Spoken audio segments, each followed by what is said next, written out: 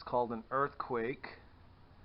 Claims to have a 5-year limited warranty.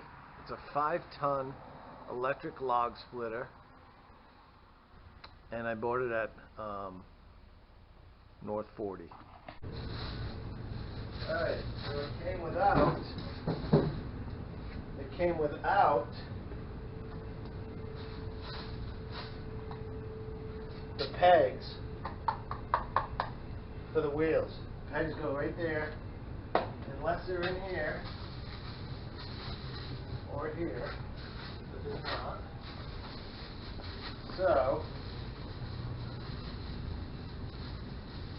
yeah. Kind of pisses me off because this is the second one I purchased.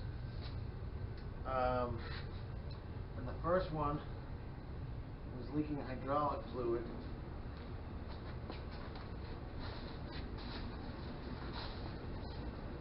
Right over here.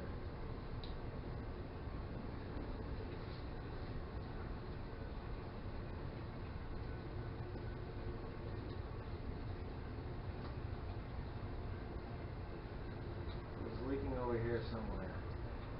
This one feels like it has some oil on it, so I don't know.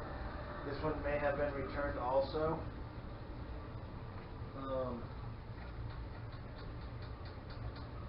So let's see, I do have my old wheels.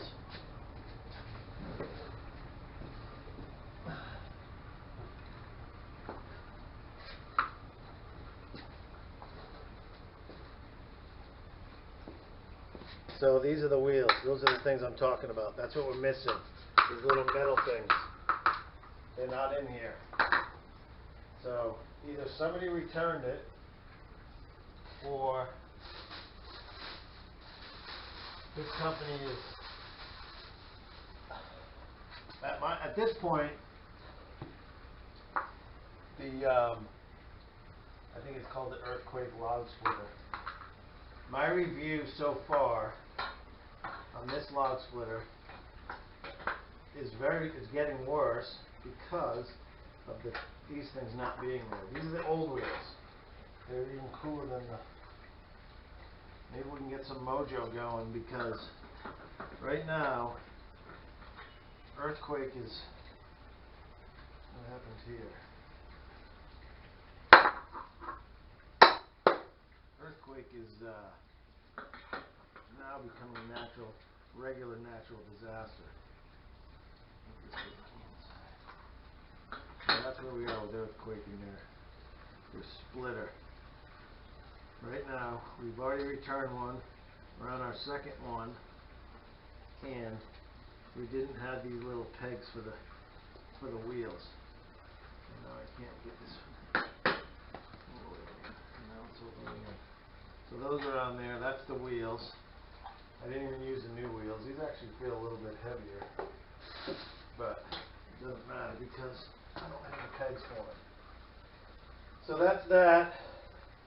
And then, so you got to find a spot where you're gonna sit and do the actual splitting. I don't have a lot of room in here because I brought all my wood in because it was gonna rain. I didn't bring it all in. I still have quite a bit outside. So I have to figure out where I'm gonna sit and split the wood. I would like to be ideally like right around here. I have to move some stuff. So I'm going to move some stuff and set up.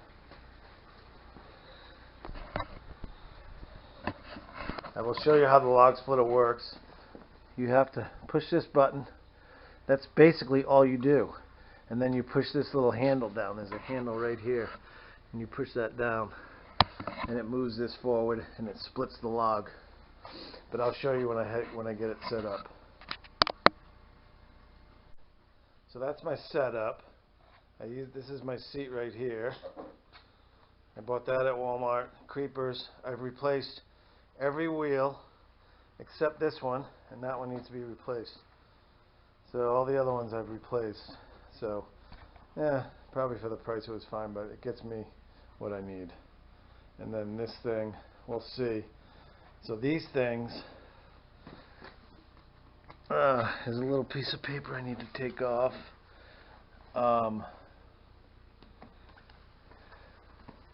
That's the only thing different about this log splitter now, is that this comes out to here. Probably shouldn't be cutting that, but I don't even know what that's for. Looks like it has oil on it also. I don't know what that is. Tape. I don't know what that's for. So that's off. This little nut, this is a bleed screw. Oh, that thing is...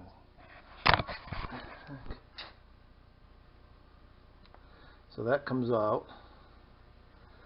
So when you first start running it, you should open up the bleed screw. At least that's what I'm told. I guess that's all the way open. I thought it came out, but apparently it doesn't. Alright, so let me set up this camera so I can show you how to split a log on this. Very, very easy. No noise, very little noise. If I can get this one, the other one I had lasted me 15 years. If I can get another 15 years out of this one, then they're worth their weight in gold. So as you can tell, pretty easy. And then as soon as you put the handle down, it stops. So then you just give it another splitter. See how that just broke off like that? You got to be careful. So as you can tell, these things, I mean, you are not hurting yourself. You know, sometimes that happens. But look at it, I can talk when I split these logs.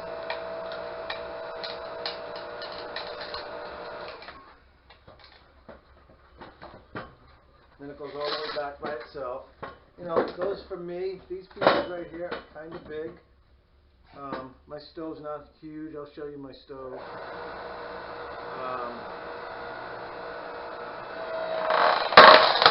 So when you have knots on it like that, there's a big knot right there. That's so cool.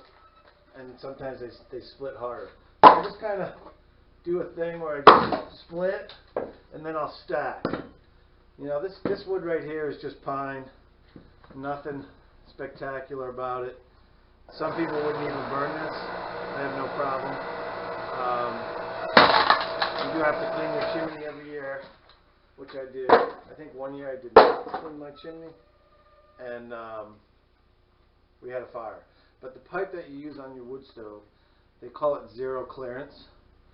So, and my brother-in-law and I installed that wood stove ourselves, and the pipe, the reason they call it zero clearance is that you're able to essentially run it up against a wall and it won't start a fire. So if you do have a fire in your chimney and you don't have zero clearance pipe, you could start a fire in your house. So very dangerous. So you do have to clean your chimney every year.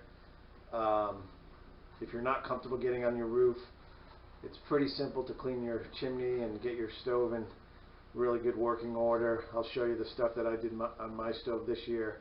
I gave it a really good cleaning.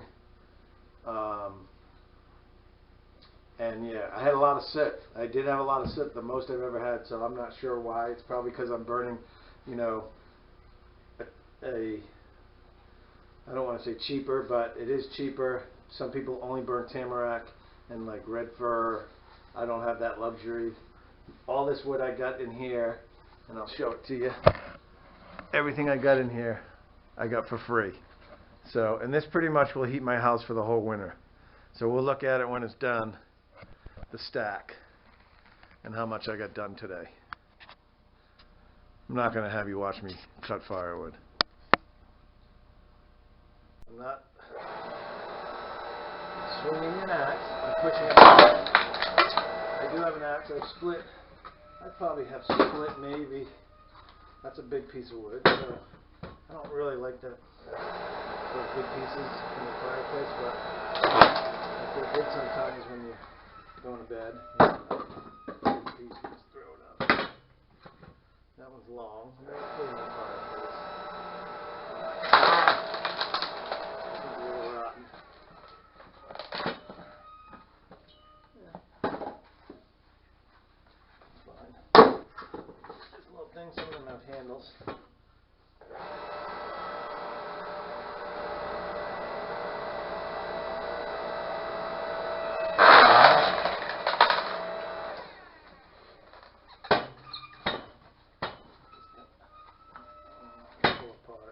So you just turn it around. Give it a little knob of that branch. And push right through that. Something's holding that up. Something's still holding that up. But when you got the strength, no, I'm not going to do it. Don't have the strength. Try this again. Try this way.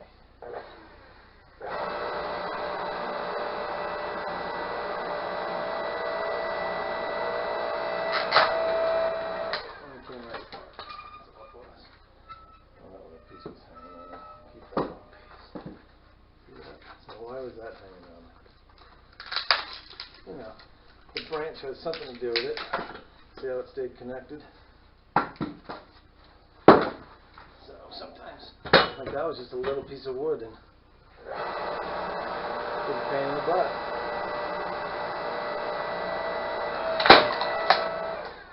Really nice. That's what we like. We'll give this one a nice chippy chop chop.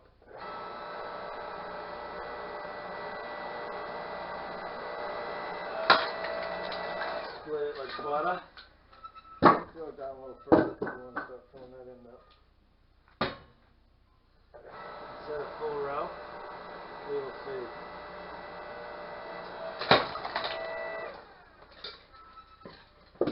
That's really nice wood right there. That's some sort of like a dove fir. Or it's kind of reddish. That's what people like prefer. It's heavy. You know, I don't know. We talk about all the BTUs. I can get my house heated up no matter what kind of wood you use. The only kind of wood you really can't use is like a dogwood or a cottonwood. Alright, we're going to call it a day. I'm spent. I'm not that spent, but you know, I got 2/3 of a row. I thought I'd get a whole row, but that's about 2/3. You can see it's a little bit higher up here. Almost as tall as me.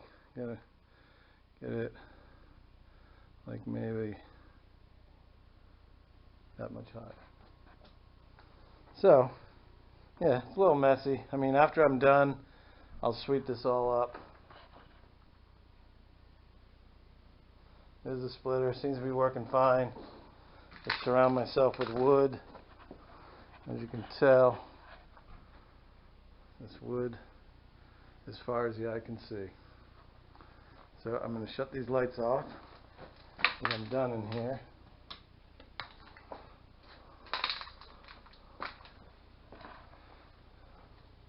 Into the house.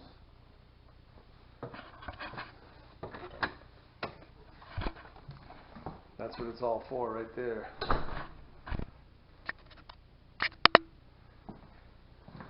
That's the stove. That stove has been there. My brother-in-law and I installed that. And then I did the pad, I did all the rock behind it, all the trim work, I made that coat rack. And that's our wood box inside the house. Fill that up as needed. It's all the little fire starter stuff. Use a torch to get it going. And we use fire starters to light the wood. And that's it. Thanks for watching.